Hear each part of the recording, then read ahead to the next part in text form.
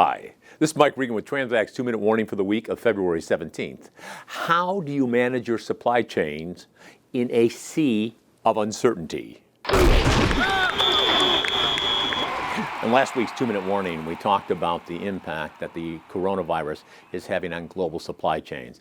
I highlighted the fact that I toured the Port of Long Beach a couple weeks ago, and it was a virtual ghost town. And when a official from the port says that we should be seeing 16 to 20 ships being worked, but there's only one at port here and we have nothing coming in, and the same thing's happening at the Port of LA. It really gave a different spin to this whole event. But it didn't just stop there. The following week, I was at the National Prayer Breakfast, and I had the privilege of sitting next to a professor from one of the top universities in China. It's the same universities that President Xi and all the top government officials had been to. And one of my friends introduced him to me, and he said, "Mike, you got to hear what he has to say about the coronavirus." Folks, it was very, very sobering, because I asked him, "Are we getting the straight story here in the Western press?" He said, "No, you're not. It's actually much worse than's being reported." Now let's go to what happened last week when I went to the Stifel conference.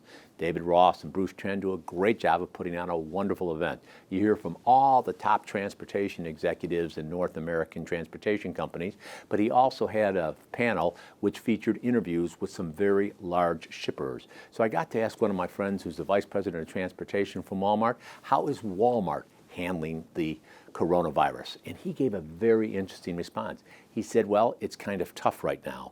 And the reason it's tough is because there's a lot of uncertainty. We can design various solutions to different scenarios, but it helps if we could determine, is it going to get worse? Is it going to get better? Or is it going to stay the same? He didn't know the answer to those questions, and guess what? I don't think any of us know the answers to those questions. But what that underscores is what we've been talking about in so many 2-minute warnings, and that's the need for you and your executives within your organization to get together and conduct scenario planning exercises which address the potential to existential threats to your supply chains and to your companies. For example, if you listen to what Gary Schilling said, and that's a great interview, gotten some wonderful feedback, it's over for you at TranzAct.com. Gary said, Mike, what people ought to be paying attention to is this is the kind of event that could lead to a very, very significant global recession. Well, from a scenario planning perspective, how is your company going to manage if that recession becomes a reality?